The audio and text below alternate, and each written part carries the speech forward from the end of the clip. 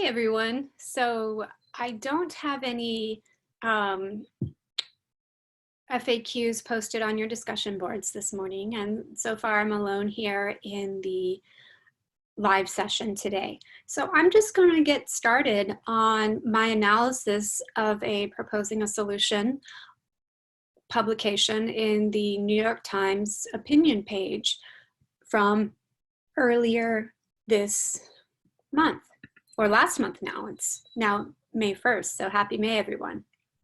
Okay, so as we go through this, I've annotated it, marked it up, but I'd also like you to be able to review the comments that I make in terms of all of your papers, okay?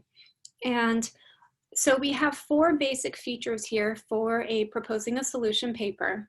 These include a focused, well-defined problem, a well-argued solution, an effective response to objections and alternative solutions, and a clear logical organization.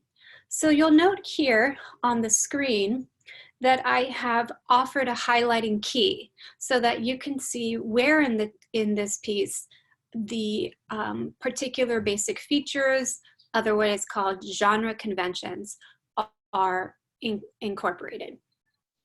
Now let's start with the title. This piece was published on April 22nd, and the title is very bold.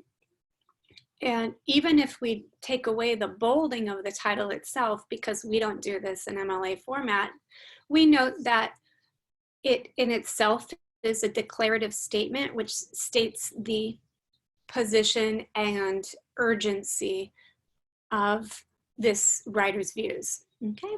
And that states are being crushed by the coronavirus, only this can help. So note here that this is title case, right? We have pronouns, verbs, nouns, and starts of sentences that are capitalized. Others, articles, prepositions, they aren't capitalized, and that's what we call title case. The only time we capitalize a preposition or an article is, or other transition words actually, is when they begin a sentence or when they begin the title. So here we have a subtitle, right? We have Congress must step in and offer quick and generous aid to states before they must slash services and drag down the economy. This is an overview. You could consider doing this, right? Because this is essentially the solution that this writer, Matthew Fiedler, has proposed to alleviate the state's burden that coronavirus is causing to them to be able to function as delivering services to the citizens of these states, all right? When we see here the only this can help, right? It's still fairly vague, right? There's a pronoun without offering ahead of time what the referent is, and only actually signifies that this writer thinks this is the only solution, right? So that's a really strong position to take, right? So even if we're moving out of the position argument, genre, argument is argument. And so we can see that this writer incorporates a strong position on his solution by stating or using the word only, all right? So moving forward, before we look at the body, I do want to indicate that this paper doesn't have source citations as we would in our academic writing. The paper instead has been vetted by the editorial staff at the New York Times. So in journalism, when you're writing for a popular publication, you are not citing the sources with in-text parenthetical, citation information. Instead, you are offering some names of where the information comes from and you also assume that any claims that don't appear to be substantiated have been substantiated in the editorial process. Because we write in academia, academia has different rules. We are writing more formally. We are writing to an audience that expects to be able to locate sources for claims being made, as well as to be able to locate the sources of the evidence being used. So not only is it imperative to have in-text parenthetical citations to accompany any claim we make that comes from elsewhere that needs to be proven, right? We need that parenthetical citation in text, which should align with the works cited sheet. All right. Okay, so this paper, if we just kind of cruise down here, we have lots of the focused, well-defined problem up front. So this writer has determined that it is incredibly important to give the landscape of what's happening here for our readers, or for his readers, right? Then we move into the solution, right? Here's the well-argued solution. We have only a single line here, one sentence, meaning it goes across 3 lines. And then it moves into the consideration of alternate solutions or opposing views, all right? But then jumps back to the well-argued solution. And finally, we end with a well-defined problem, right? Again. And the conclusion mirrors the gist of the introduction. And essentially, this conclusion works because the assumption is that you have read the well-argued solution, and it is simple enough now for this writer to say, let's go ahead and fix this. There are many problems, right? Done. So here we go again, just up until the introduction, right? Now, another thing with journalism is that they sometimes mark out the paragraphs a little differently. You'll note in reading this that actually, you know, the first paragraph actually would probably go through and at a sufficient scale in the types of writing we do. So here we have, the introduction is giving an overview of the problem, right? State governments are facing a fiscal crisis born of collapsing revenues, increased demand for safety net programs like Medicaid, and the direct costs of leading the COVID-19 response. And here you would need to offer a potential in-text citation that offers any sources that helps to prove this fact. So you might have several sources in that in-text parenthetical as a way to summarize the sources that are working with that. If nothing changes, states will soon be forced to make deep cuts in vital public services, worsening the recession and slowing the ensuing recovery. So this writer, Matthew Fiedler, is making this a high stakes problem that needs an effective solution, One second.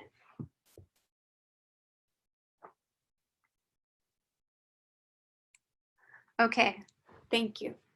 So we move then into the thesis, which is the federal government can step in and offer aid to state governments. That's the solution. Right now, as of this writing, the federal government hasn't provided the levels of financial aid needed to assist states through this recovery, okay? And so this writer is saying it must act quickly and at sufficient scale, meaning every state at every level, whether small or large, needs that support. So we then get to a framing of the problem, right? And here we have three main ways that COVID is stressing state budgets, because this effective solution argument is one concerning the economy. And if you're concerning the economy, the only details about COVID-19 should be about the economic related issues that are related especially to state budgets, right? Because the whole point is that federal government needs to step in for that state aid to assist state governments, right? And then there are three that are listed. And then we move on. The coming budget for shortfalls will be staggering. So there is, here is the cause up ahead in this area. And then we have the effects of that. And these examples in the prior paragraph, which are the causes, here we have, if you follow back or return to the basic features analyzing a solution proposal in the St. Martin's Guide, chapter 7, you'll see that these are various ways that need to be, various areas that, or techniques that should be used to help frame the problem and produce a well-defined problem. So in this first paragraph, examples to make less abstract the whole idea, right? And next we have research, statistics. Followed by that is listing the problem's negative effects, right? So cause, general effect, and more listing the program's negative effects. Here we have a summary. All of those last three paragraphs align to produce this one single statement, okay? And sometimes we want to use a short, simple statement after we've gone into depth on a topic, or in this case, on a well-defined problem, to emphasize that it is a big problem, right? So a short, simple statement that is declarative in nature will be helpful there. Now we have more framing of the problem, right? Research and statistics that start to also counter any opposition to the argument, which is that states by law cannot borrow to fill budget shortfalls, nor can they declare bankruptcy.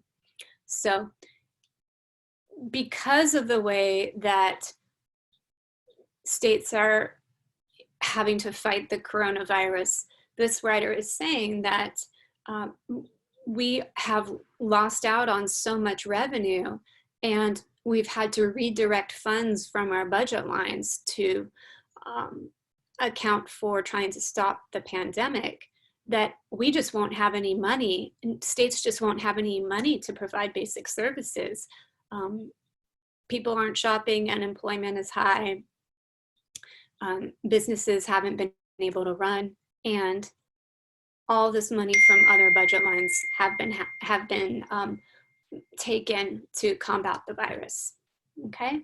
So the cuts then on state programs and services is part of the result of all of this. And here we have those cuts will have wrenching consequences, okay? And when we get there, we have some listing problems, negative effects, examples to make less abstract, and even in this paragraph, some data, about 2/3, right? So we want to be able to provide all of this to frame the problem, to make it clear that this is a well-defined problem. Now, moving on, we have the final paragraph for framing the problem, which includes all of this again, listing the problem's negative effects, offering research statistics, and then examples to make less abstract, right? And here again, you would need to cite, as all of this should be, your sources. Now we move into the next part of this, which is proposing a solution, right? An effective solution, an effective argument for the solution. And that begins with thankfully. And this is a really, in this specific opinion piece, this is a really strategic move to use thankfully to start the solution, because the first whole page essentially of this paper is about how destructive and seemingly unstoppable the economic impacts will be on states and on our quality of life. But thankfully offers this moment of hope, and in readers might counter the feeling of being overwhelmed, because at least now we're being offered a solution. And here the writer indicates that it's straightforward, right? The colon is used to basically move from a straightforward solution to naming that straightforward solution. One second, let me just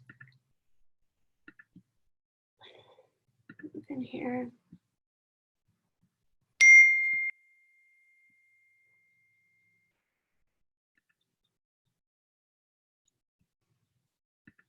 Okay, so getting back to the paper or the analysis of the article, we have moving a turn to a consideration of opposing views and alternative solutions, right? So recent federal legislation has taken tentative steps in this direction. Unfortunately, while the enacted aid may be adequate to cover states' direct costs, it's not enough, right? So here the writer is conceding that yes, that federal government has actually begun on the very solution that I am offering, but it's not enough and more needs to be done, right? So there's that concession refutation. We also have some research to help support that. So indicating that even under optimistic assumptions, less than 200 billion of government funding will be available to meet broader fiscal pressures, and they believe it'll be less than 100 billion. And of course, if this were an academic paper, they would offer some evidence for that, give us some background on how they arrived at those estimates. So either figure is far smaller than the budget shortfalls that now seem likely, right? So this is evidence to support the claim that it's not generous enough or big enough. And then we move into the solution itself. And here we have the details of the solution. I have proposed automatically increasing the share of Medicaid costs borne by the federal government when a state faces high employment, right? So this is really looking at the feasibility. Is it feasible, right? And feasible is, can it be implemented? Is it worth the effort, time, and expense? And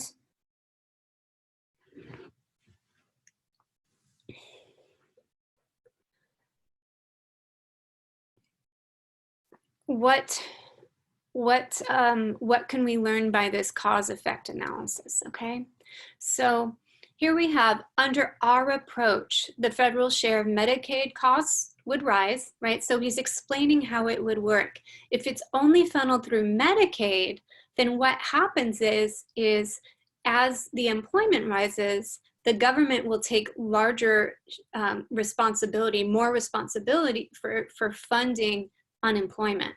So typically the state, is in charge of a lot of that. And so as unemployment rises, the federal government chips in more, but as it falls, it chips in less, right? And then it'll eventually return to the processes before the pandemic. So doing it this way makes it really seem simple. You don't have to do much working. All you have to do is say, okay, federal government, we're going to take on more responsibility in reaction to the levels of unemployment. And so if that's provided, the federal policymakers would be able to account for the funds that the state would have to pay. And then the state can use the money they typically would have used for unemployment costs, Medicaid costs, because more people will be on Medicaid.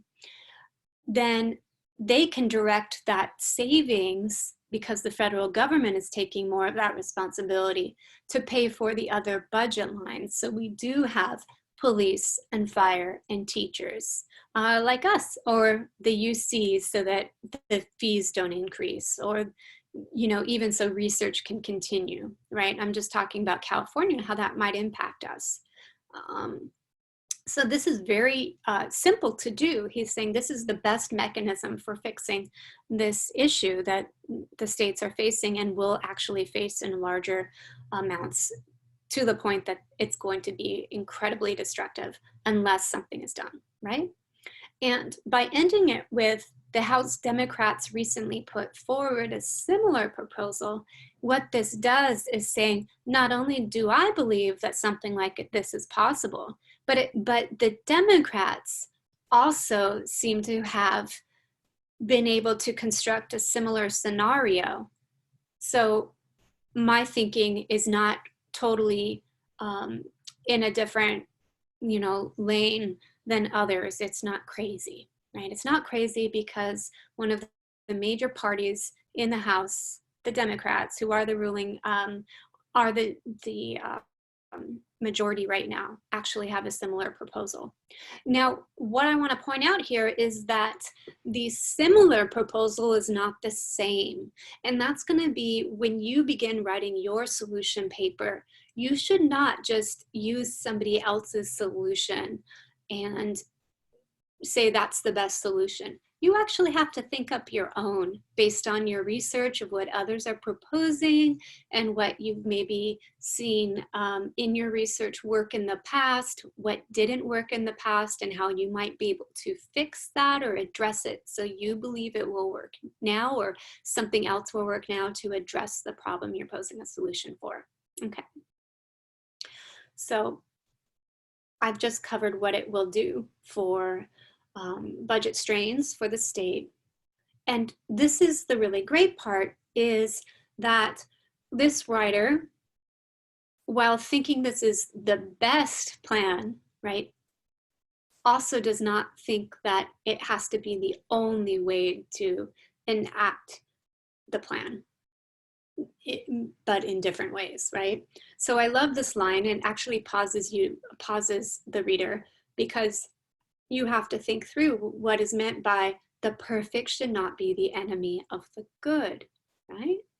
So perfect, he's actually calling his plan a perfect plan. He's very confident in his plan working, but he's also saying it shouldn't be an enemy to good plans, right? So if his plan is not picked up as a solution, there are still other good ways to do it. And so he proposes other ways as a mechanism to complete the plan. It might be messier, it might not be as effective, but these can still be good, right? So what this writer is doing here is anticipating opposing arguments that might say, hey, Medicaid might not be the best route, or we don't think we can get consensus among Republicans and Democrats on that route, but we're open to listening to how this might be done in other ways. And here then the writer pitches other ways.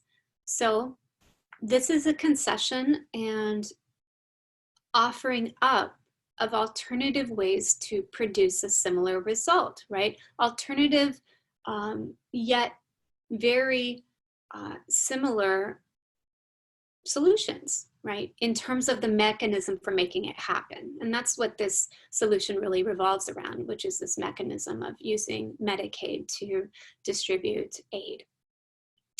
Finally, we have, but one way or another, Congress should act, right? There are many problems that have no clear solutions, and he's saying, this one is a clear solution, it's easy, it needs to be done, right? So because he's laid out the problem so well up front, and because he's gone into the details of his plan and conceded and made some solid points about why those who have opposing views might be wrong, then he just has to say something that is short and simple. He doesn't have to recap the whole argument. It speaks for itself, right? So that's how the 3 characteristics of this plan work.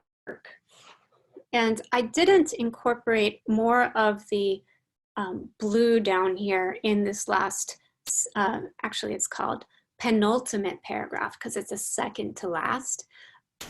But it could be blue as well, because the blue is considering alternative solutions and saying these could work too, but it's also green because he is proposing other mechanisms. So it is part of the solution he's offering. All right, so in wrapping this analysis up, the point I'd like to end on is this clear logical organization.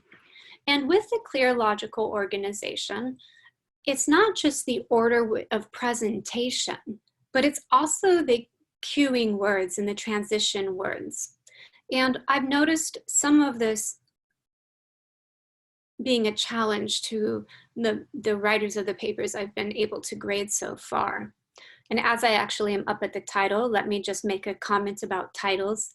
I am seeing a high number of argument titles being ended with a question mark. And I specifically pointed out in the Sexy Titles mini lesson that argument titles should not end with a question mark because it doesn't provide the point of view or the position you are taking, right, on the argument or here on a solution, all right? So if you're going to use a question mark, it can come maybe, are states being crushed by the coronavirus? Question mark. Yes, they are. And I have a solution. That's it. Or yes, they are. And you know, and fixing the economy is easier than one may think. Period. That could be it. Or are states being crushed by the coronavirus? Evidence suggests this is true. The problem needs a solution. Or, see, I'm playing with this on the top of my head. The problem needs a solution. It would be great if you were able to incorporate at least the gist of your problem. Here, this writer does it with a byline, and that might be part of it, okay? So, and byline might actually be wrong. I'm thinking in academic terms. This is journalistic, so in nature. But here we have, you know, the direct costs of leading the COVID-19 response if nothing changes, right? This suggests that here we have laid out the problem, and then if nothing changes is a way to cue the reader as to the effects of what's happening now. Now, in this next one, there is one way to keep this from happening. When we talk about effective transitions and trying to move away from first, second, third, or lastly, or however you've been taught to do, like basic transitions, which is fine and sometimes very appropriate if you're doing a process narrative, the better way in most transitional cases is to draw down an idea from the last sentence of the prior paragraph and then incorporate it into the first sentence of your topic sentence, and then develop it into into a transition to the main topic of that next paragraph, right? So there is one way to keep this from happening. does that, right? If nothing changes, well, there is one way to keep this from happening, actually references that if nothing changes, right? And what follows that if nothing changes. Now, next we have a process narrative in this paragraph. So there are three main ways: is clear and direct and appropriate when you're offering a process narrative. And then we see that followed up with first, second, third.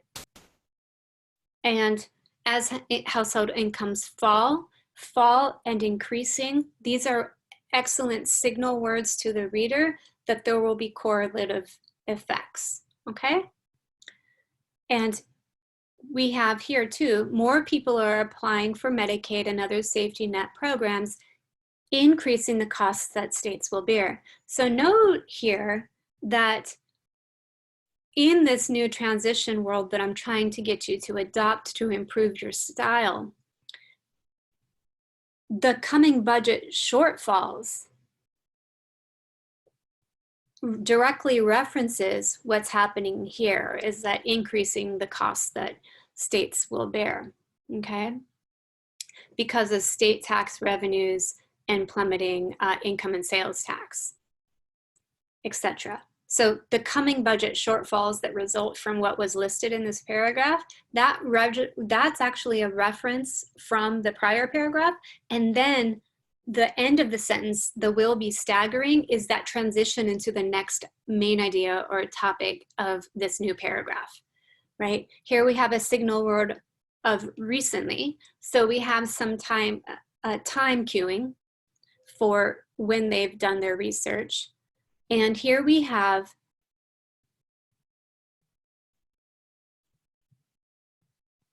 if the unemployment rate, right? So here we have a drawing down of a key word or phrase and the idea, and also signals by if and follows the path, our estimate implies, right? So there's like an if then cause effect happening here. And so those types of clear logical organization follow from even the transitional phrase into the next topic. Here too, in short, that's another way to say in sum, right? So anything that's followed before, in short. So that's another way to signal that it sums up what was just being argued for the problem. And then here we have, in short, states are poised to face highly intense physical pressure.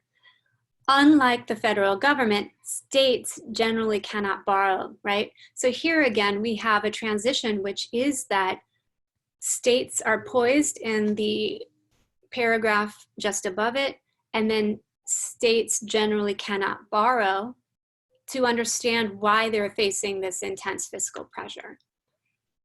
And unlike the federal government, signals to us that the federal government has more means of extending their credit lines that states just don't have access to.